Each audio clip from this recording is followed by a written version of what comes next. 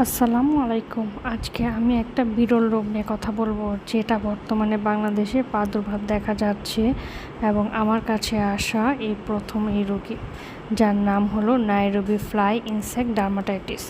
Nairobi fly insect dermatitis হলো এক ধরনের ত্বকের প্রদাহজনিত সমস্যা, যা নাইরোবি ফ্লাই নামক এক ধরনের পোকামাকড়ের সংস্পর্শে এলে দেখা যায়।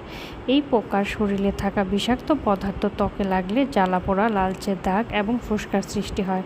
সম্প্রতি সময়ে বাংলাদেশ সহ বিভিন্ন দেশে এই সমস্যার প্রাদুর্ভাব দেখা যাচ্ছে। নাইরোবি ফ্লাই কী? নাইরোবি ফ্লাই মূলত এক ধরনের ছোট আকারের পোকা, যার বৈজ্ঞানিক নাম পেডুরাস। এরা দেখতে লাল ও কালো রঙের হয় এবং সাধারণত আর্দ্র পরিবেশে বসবাস করে। রাতের আলোতে আকৃষ্ট হয়ে ঘরে প্রবেশ করে। রোগের কারণ: নাইরোবি ফ্লাই মানুষকে কামড়ায় না বা হুল ফোটায় না, তবে পোকাটি শরীরের ওপর চেপে গেলে বা থেতলে গেলে এটি শরীরে থেকে পেডিরিন নামক এক বিষাক্ত রাসায়নিক পদার্থ বের হয়। এই পদার্থ ত্বকে লাগলে ডার্মাটাইটিস বা ত্বকের প্রদাহ সৃষ্টি করে।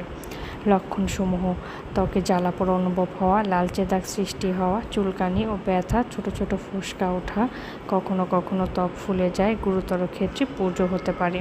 প্রতিরোধের উপায়: রাতে দরজা জানালা বন্ধ রাখা, ঘরে মশারি ব্যবহার করা, পোকা শরীরে বসলে না মেরে আলতোভাবে সরিয়ে ফেলা, ঘর পরিষ্কার ও শুকনো রাখা, পোকামাকড় নিরোধক স্প্রে ব্যবহার করা, কম আলো ব্যবহার করা বা জানলায় নেট লাগানো।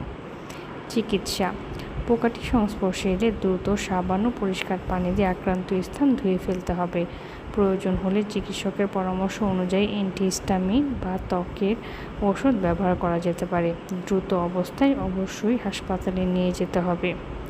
পরিশেষে বলা যায়, নাইরোবি ফ্লাই ইনসেক্ট ডার্মাটাইটিস একটি বিষাক্তকর ত্বকের রোগ হলেও সচেতনতা ও সতর্কতার মাধ্যমে সহজে এটি প্রতিরোধ করা সম্ভব।